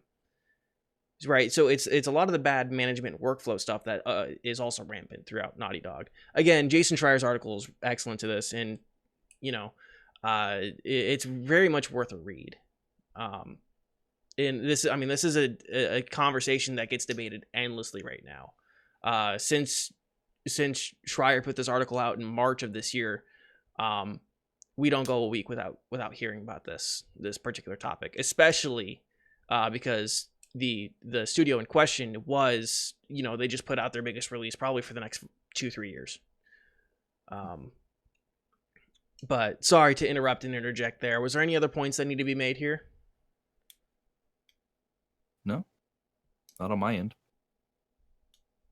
We all good? We can probably go hours on this. Yeah, it's such a heavy, messy topic with so many twists and turns, and you can even get, I hate to say it's a political topic, but it kind of is. It can kind of get political, in terms of workers' rights and stuff like that. My position on that is, unions are better than the government. So if that's the route you want to go, that's the route you can go. And it's not like it hasn't been done. Like all the voice actors and stuff, they're all unioned. Yeah. Well, in almost every trade in Hollywood is union. If your actors, your voice actors, people in radio have their own union. Gaffers and techs and stagecraft workers, they all have unions, because of the horrendous abuse that the film industry had in the 1930s, 40s, and 50s, which there's some wild stories there for anyone who's interested in finding that stuff. Can even look into like the sports industry, if the players associations that are tied to it. I mean, there's always every 5-10 years you've got contract negotiations and what's going to benefit the players and such. So yeah, I would agree with that point, man, that if the gaming industry does unionize, that would be beneficial for a lot of these workers. Let's face facts. People are going to buy the game even if it's a little bit later because they didn't have, they weren't allowed to do a crunch time. Look at Cyberpunk. People are still, that game's been put back on a few different occasions, and people are still chomping at the bit to play it. So it's not like getting a union together to make sure that people don't have to go through these conditions to be able to put a game out the way they want. First off, you eliminate quality issues. Well, you don't eliminate, you reduce quality issues right there because you're not putting them through that stress. And then two, again, people aren't going to say, oh, well, they pushed it back too far, I've lost interest. If it's a game big enough, they're going to still buy it. Mm-hmm. The Last of Us 2 was pushed off 2 months or so, and it still sold 4 million copies. Mm-hmm. So yeah, I would have bought Last of Us 2 in November. Would I have been disappointed? Sure, but I was still going to buy it. Yeah. So, kind of looking at our clock here, I think we should probably move on. I wanted to get some collecting tips from you guys because you guys are collectors. Collecting can be expensive. Collecting can be pretty fucking expensive. So I was kind of curious what kind of tips you guys had that you could share with the folks here on how they can save some money while collecting. Fine, I'll divvy that one up to you. I mean, you're the collector out of us, right? All right. So my biggest collecting advice is to befriend somebody with a giant video game collection behind him. And that's the cheapest way to do it.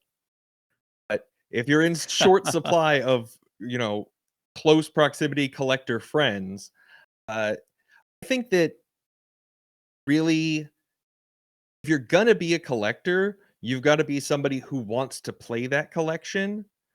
So probably stay away from buying all the new big shiny titles that come out when they come out.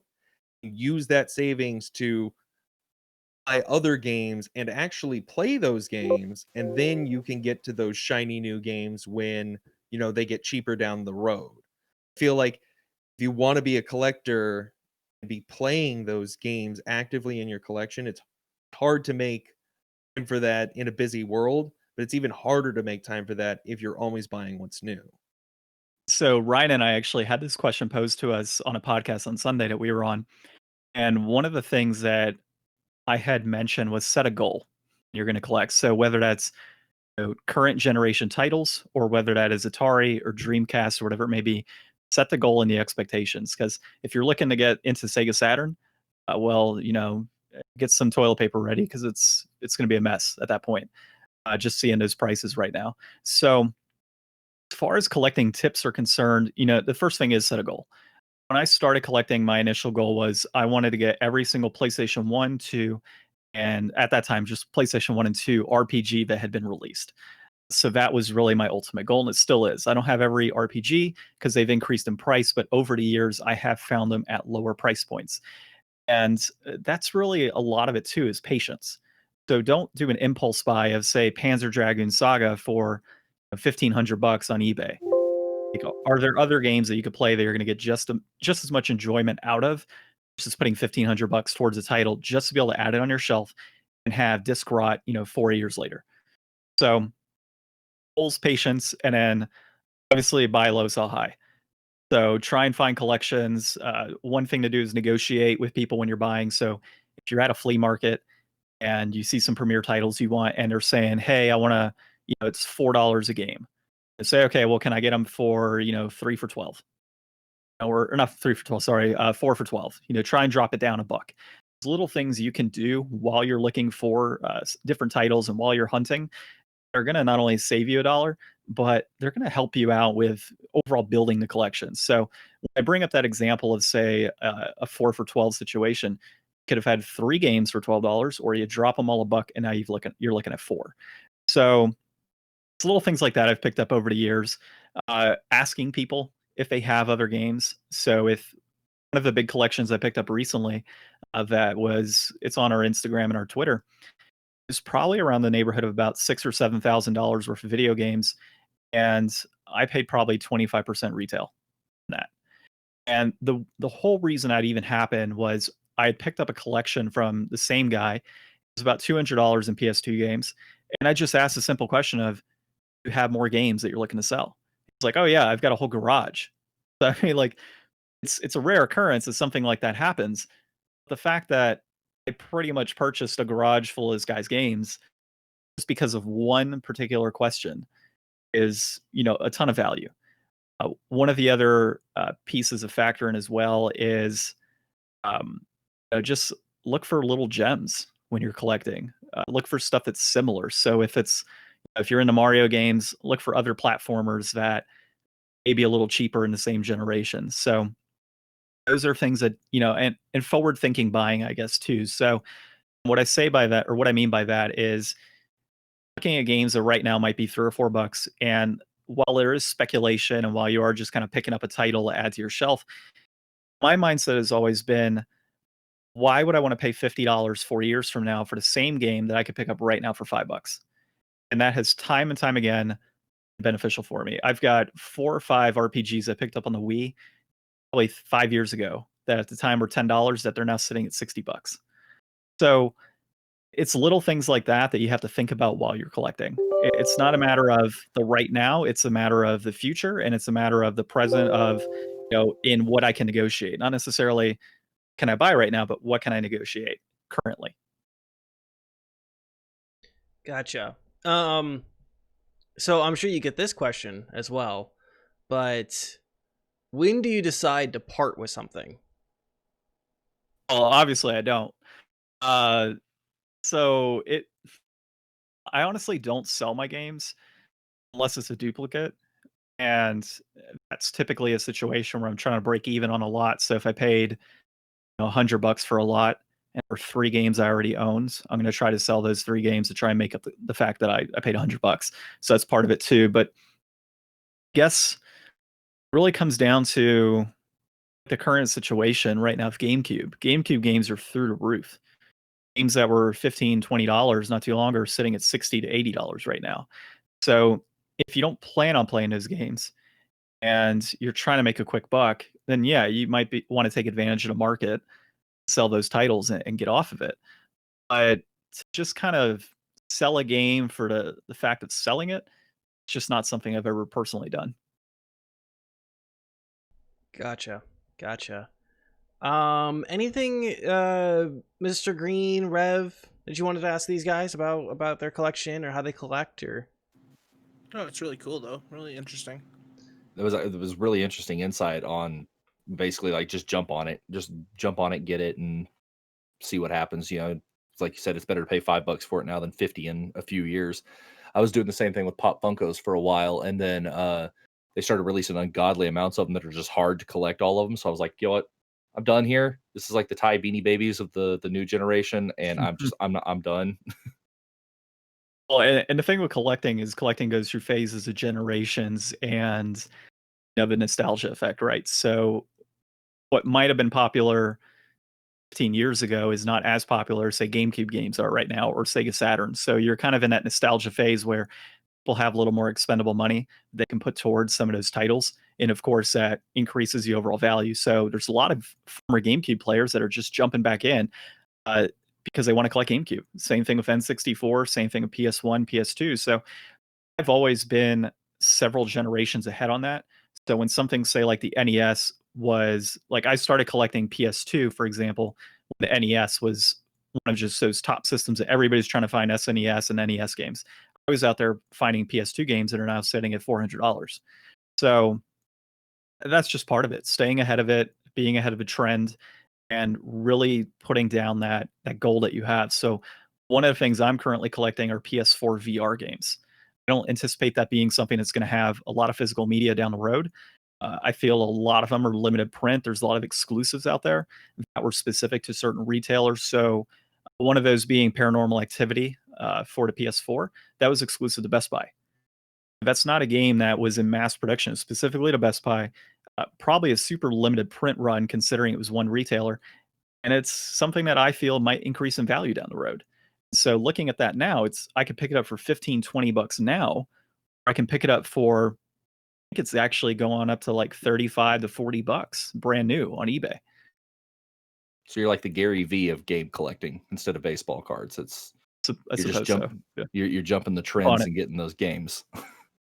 I guess that's the way to look at it. I mean, obviously, not everybody is going to be doing that. A lot of people are still looking for retro titles that they can jump onto, and they're thinking, "All right, well, I'll get to that later." But I mean, I picked up recently 2 games on PS4 that were, one of them being Gravity Rush, which I think is sitting at about 120 for a used copy, and Godzilla, which I think is sitting at about 150 on the PS4.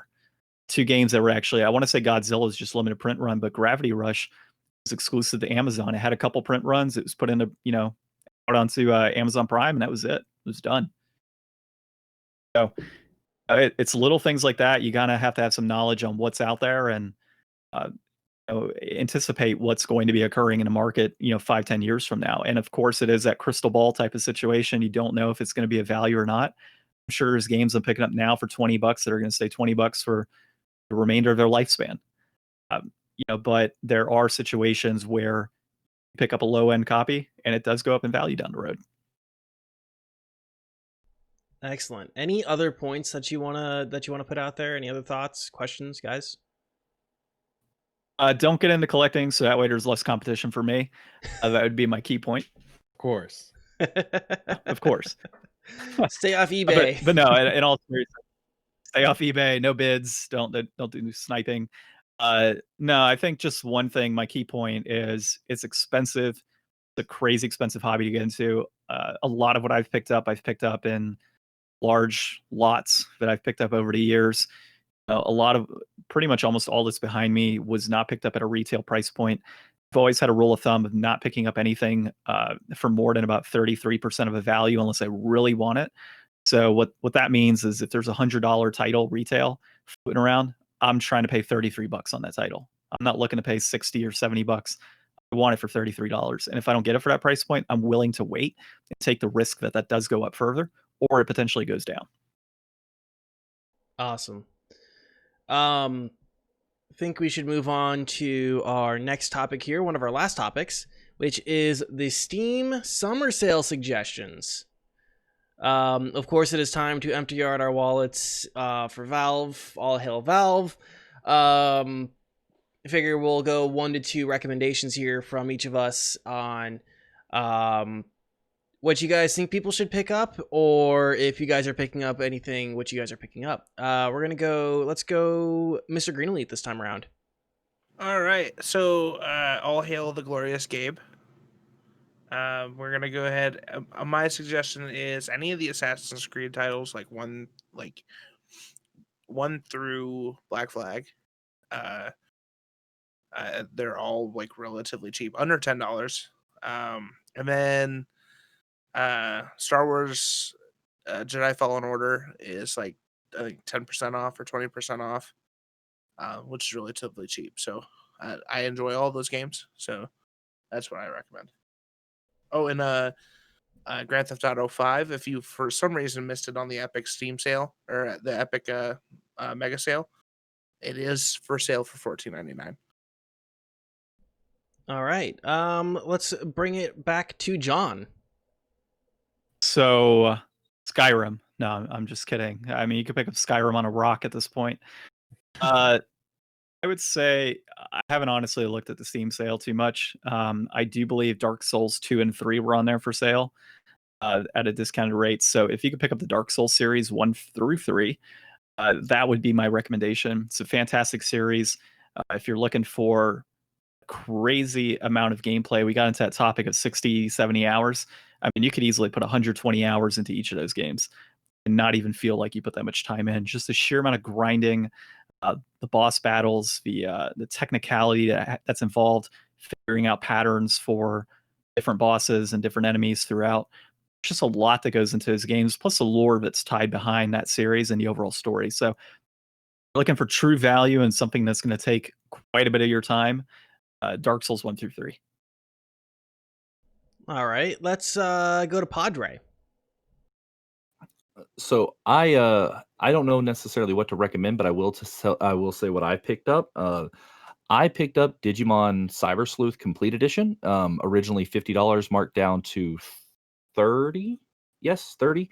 And then I also actually just a few minutes ago, I had something else in mind, but I decided to go with something you mentioned because I've had it recommended to me before. But Super Meat Boy is now on sale for like $2.38 or some obscure number like that. It's let's see, it got marked down pretty, or no, okay, no, it's $2.99, marked down from $14.99. So it's 80% off right now. But with that, they also have, you can actually get the indie game, the movie bundle. It comes with this game plus a few others, and it actually is only running for $13.44. So I'm picking up that instead. But yeah. You seen that movie that's tied to it? Yeah, I have. That's a good one. I enjoyed that. Yeah, Phil Fish comes off as a dick, but doesn't he always? Ryan, what? Okay, so go ahead. got 3. Got Half-Life Alyx, because if you own VR and you haven't played that game, like you gotta. It's the Mario 64 of VR. It's totally amazing. The next one, I saw Hunt Showdown on there, and that's a game that I thought looked really interesting when I saw trailers for it. I haven't heard anything about it, so I don't know. That looks cool. It's on sale. You save $18. Then finally, I'd say Valkyria Chronicles 4 Complete Edition. That's $33 off. Like, that's a screaming deal. If you haven't played any of the Valkyria Chronicles games, it's a pretty interesting tactical RPG. I've not really seen anything else like before. It's got great visuals and kind of an interesting world. I didn't play very much of this. I played some of the demo and never picked it up. I mean, that's a really good deal to get for something that I think is probably worth, more than the $17 that they're charging now. Excellent. In terms of Hunt Showdown, that's a game that I've been interested in. I just haven't really pulled the trigger on it. I was paying attention to it when it came out, and it seemed a little rough around the edges, so I was kind of waiting. I haven't really checked it out in the last couple months to see what state it's in, but it looks really cool. And I have watched people play. It seems like a fun time. Games that I'm picking up on the Steam Summer Sale this year. Fallout 4. I haven't played it yet. I have watched so many playthroughs and streams of Fallout 4. I know what I'm getting into. I was already disappointed with it when it was released, and all the things that I saw with Fallout 4. So I know what to expect with it, but it's $8.99 right now. I figure I'm doing Fallout Fridays on the stream right now, playing New Vegas. I might as well pick up Fallout 4 and have that ready to play. And then I have never played BioShock 1 or 2. They're both the remasters are on sale for $4.99. So I'm definitely gonna pick those up because I feel like I have to. I feel like it's right up my alley, and it's a game. That's a game series I should try out for sure. So Great price. yeah, that's what I thought too. I'm like, remastered for $5, which I think I'm coming out of this spending under $20 for 3 games for 2 what I understand high quality games and 1 kind of mech game. All right, anything else on the Steam Summer Sale that we need to talk about? I was going to mention Steam Summer Sale, but I think GameStop right now still has a flash sale going on till midnight tonight of buy 2 $14.99 games and get 2 for free. So Okay. just want to bring that up for anybody listening. All right, Green. Undertale is 66% off. It's $3.30 some cents. 39 cents, I think. If you haven't, get it. Yeah, and then once you beat Undertale, Deltarune is free. And that's kind of like a spiritual successor by the creator of Undertale. So one more thing that I was going to mention here, but I don't have a title for it. Bandai Namco has an event that they are going to do a bunch of game announcements for. So mark your calendars if you're interested in this. It's going to be streamed on Twitch, YouTube, Facebook. It's going to showcase games from the publisher for their console, PC, and mobile titles. It's going to be focused on almost exclusively anime titles, and it's scheduled for July 22nd, 4 p.m. Pacific time. So if that is something you're interested in, make sure you mark your calendar for that. Yeah, anything else that we need to talk about before we kind of end the show here? We need to talk about how 2 of the gentlemen on the podcast are wearing hats in the dark and indoors. I have a shitty hairline, okay? I forgot to turn the lights on in the room and the sun has set. Yeah, I have just one light here, and then the rest of my apartment is in darkness. So I feel you there. I've been like debating this whole time about turning it on, and I was like, no, just leave it. You look mysterious. Like It does. Yeah. The ambiance is amazing. So John, Ryan, for anyone who might have missed the beginning of the show, why don't you tell the kind folks out there who you guys are, what you do, and where people can find it, including all your social media links. And you got this one. I did the intro. Yeah. So we're the Game Deflators, and on our podcast, we usually like to talk about games that we've recently picked up, games that we're currently playing, and then every week we pick one of John's games and run it through our vigorous inflation-deflation challenge, where we decide after playing it for a while, like, is this game worth the money that it's going for right now? And we looked at price charting, and we give you a little bit of like, this is kind of like where it's been, kind of where it's going. Is now the time to onboard for this game? And we do that every week on all of your favorite podcast applications.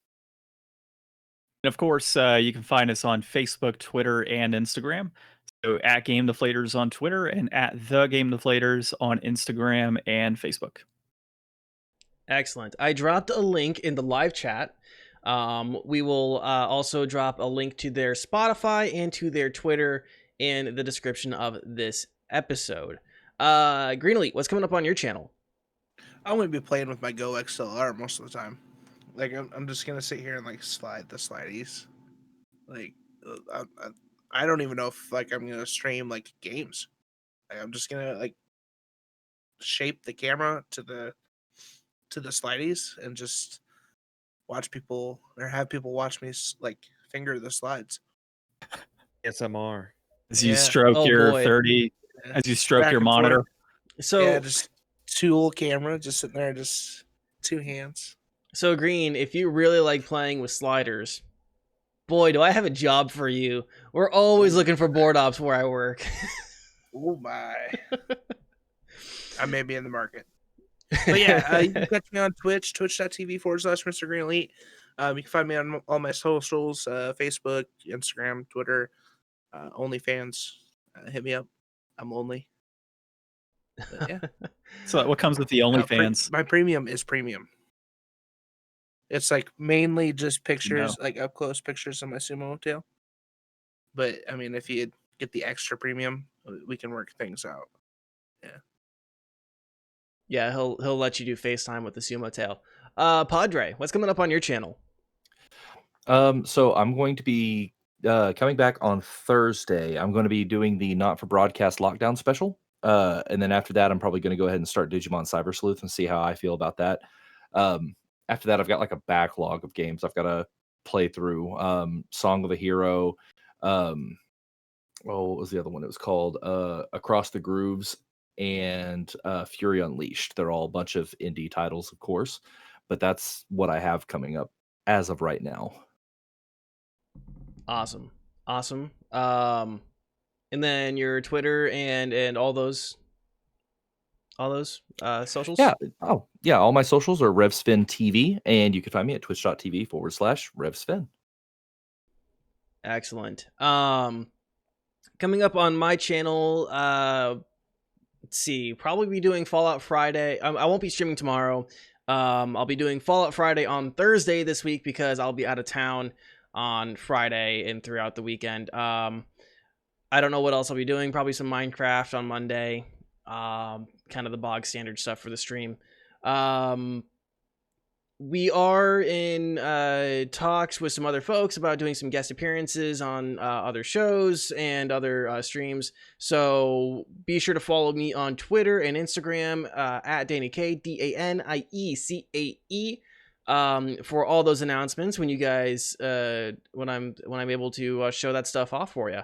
Other than that, you guys, you can find the podcast on Spotify, Apple Podcast, Google Podcast, and on YouTube if you want the VOD. We sincerely appreciate all of you guys for joining us here and taking the time to watch and listen. We hope that we have entertained and informed you guys to the best of our abilities. I also wanted to shout out our friend Lou Merck, who provides the music for the show, both the intro and the ad music. Go check him out on Twitch, Twitter, Spotify, all the places, and his SoundCloud. Before we go, I wanted to put out the question again for our YouTube audience. What is the worst game you bought on a sale? Go on ahead and put that in the comments of this YouTube video. And if it's really good, we might even talk about it on, on the next episode. Of course, if you guys want to support the show, the best way to do it is to tell your friends about the show, tweet us out, all that wonderful stuff. For all of our fellow Americans